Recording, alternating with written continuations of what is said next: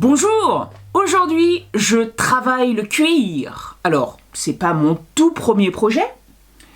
J'ai fait ça juste avant. C'est un petit cache-nez pour cet outil fabuleux qui sert justement à couper le cuir. Celui-là, c'est le tout premier. Je me suis pas filmé parce que découvrir une nouvelle discipline et se filmer en même temps, c'est un peu périlleux. Donc j'ai voulu me laisser de la marge. Et aujourd'hui, je fais un cache-nez à l'une de mes haches pour pouvoir la transporter sans me couper. Je compte aussi faire quelque chose pour ces deux feuilles que j'ai restaurées il y a peu. Mais pour l'instant, je vais m'occuper de la hache. J'ai un morceau de cuir gris clair, du gris foncé et les restes de mon précédent canapé que mes chiennes ont pris pour un gros chewing-gum. Là, je fais des essais pour voir quel cuir va le mieux avec chacun des outils.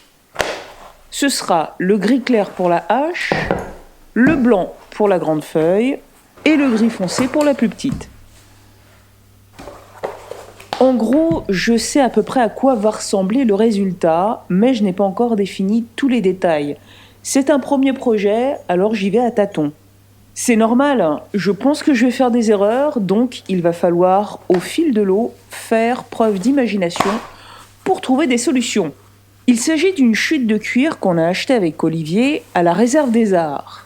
Le morceau a quelques défauts sur les bords, donc je commence par les identifier pour les éviter. Je trace sur l'intérieur du cuir pour ne pas laisser de marques visibles.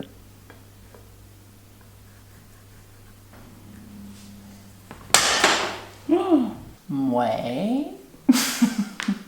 Bon bah comme ça je pourrais bien aller dans les coins.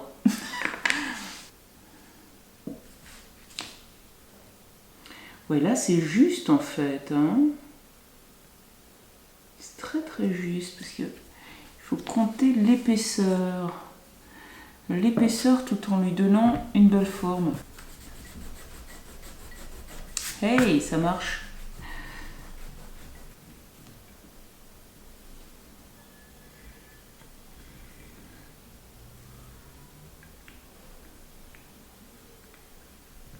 La marge. Je laisse une marge beaucoup plus large que nécessaire pour faire le collage et la couture. On le fait comme ça.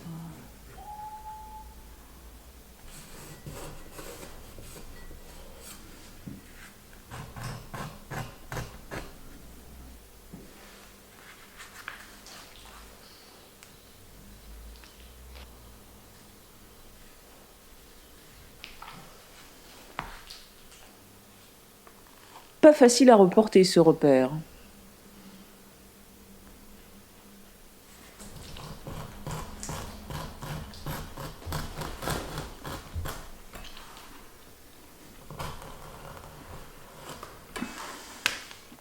Pour l'instant, la coupe peut rester assez grossière. J'ajusterai plus tard quand le morceau sera collé.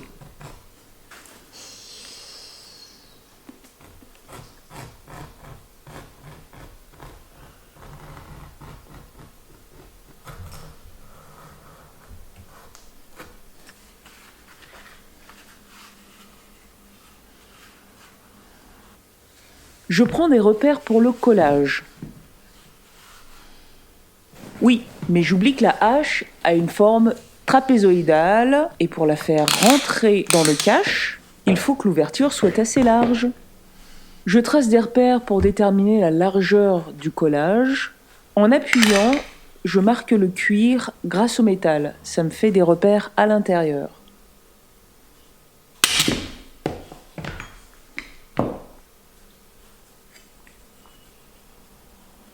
Il vaut mieux protéger le plan de travail parce que la colle contact, ça fait des fils, on déborde un peu et ensuite on en met partout.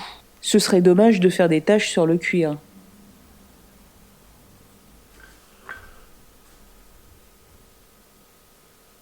Une fois sec, le positionnement est immédiat et on n'a pas le droit à l'erreur.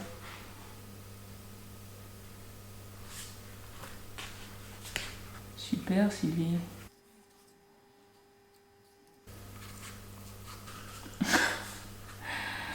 Ouais. Ok. Ah bah super cool. Et oui, suis-je bête? Ah, misère. Bon. J'essaie de rattraper le coup en lui donnant une autre forme. Mais c'est pas terrible.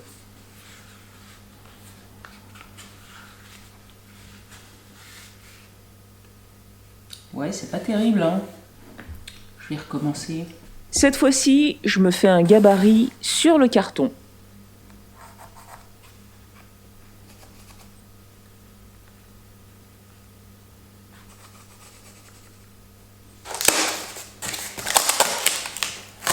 Je vous épargne les détails. En gros, c'est la même chose que tout à l'heure. Allons droit au but. Bien. L'instant crucial, le collage. Pas le droit à l'erreur donc. Quand c'est posé, c'est collé.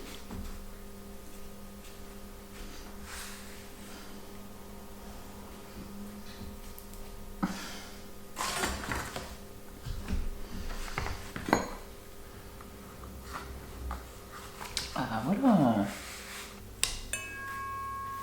Ce petit morceau va me servir d'attache pour la sangle que vous verrez plus tard.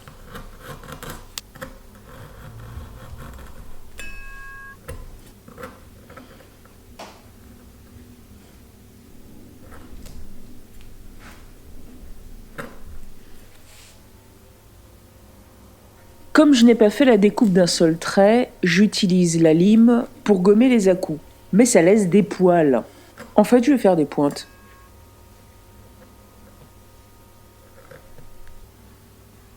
Je pense que je vais le mettre là. Oula. Avec une chute, je détermine la longueur de la sangle.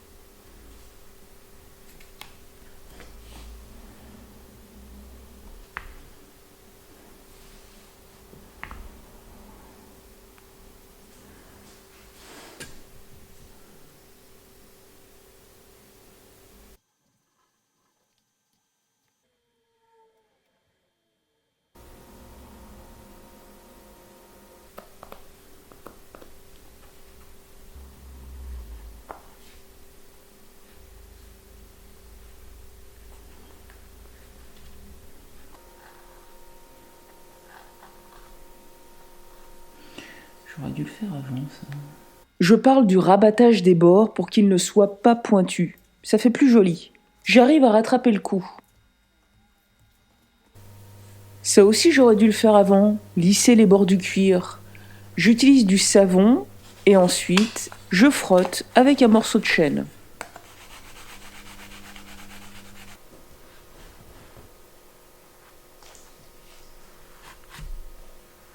Là, c'est le bord du collage. Ici, je vais mettre les fils. Et ça, c'est pour la découpe.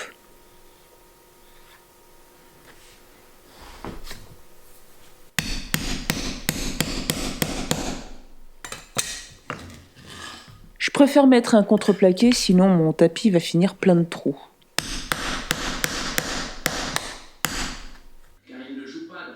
Maintenant, la couture. Pour éviter que le fil ne passe son temps à s'échapper, il suffit de planter l'aiguille dedans, comme ça. Et en retour, ma mission était de faire en sorte qu'il ne soit pas ridicule. Avant de coudre, je m'occupe de cette pointe parce que le fil va passer dessus.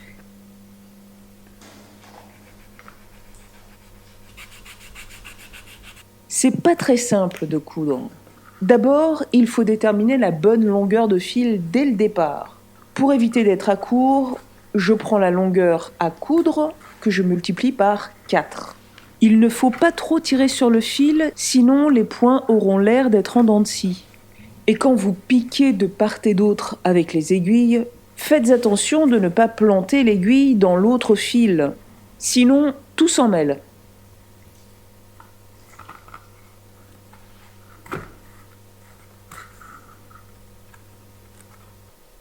Et comme me l'a appris Fa Woodlover sur Instagram, il ne faut pas faire de nœud.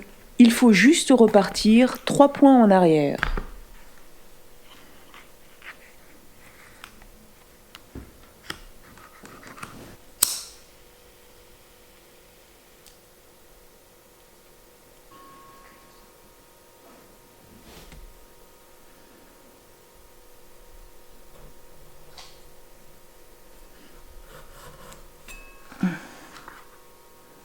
Pipette. Pipette. Connaissez beaucoup d'œuvres littéraires qui s'appellent Pipette. Alors moi je m'apprête à l'écrire. Il a été écrit par qui le livre? Ah ben, ça c'est trop facile. Ah bah, par Gide. Bravo. Alors, Une question pour Monsieur Billouard, qui habite Tours en Savoie. On a obligation de le dire. il a les bras d'Ariel de Milo, le dire. Dans quel célèbre opéra l'héroïne devenue folle poignarde-t-elle son époux pendant sa nuit? Lucie de la Mermoz. Tu peux articuler s'il te plaît? Lucia de la Mermoz. De Donizetti. Excellente réponse. Je deviens petit à petit, de semaine en semaine, amoureux de Roselyne.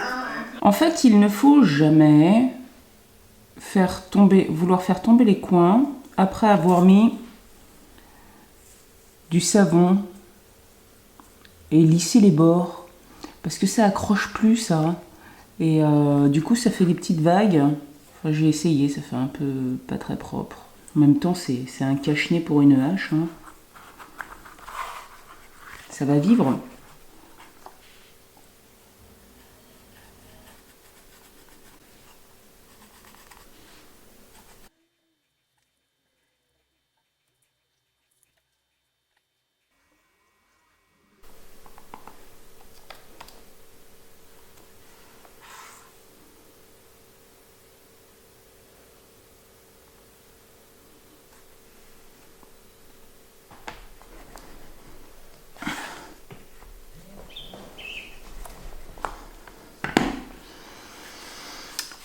Et voilà.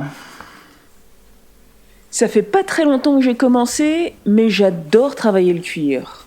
Très prochainement, je ferai les 2 étuis pour les feuilles de boucher, alors abonnez-vous pour vous tenir informé. Et si la vidéo vous a plu, likez-la et laissez-moi un message. À bientôt.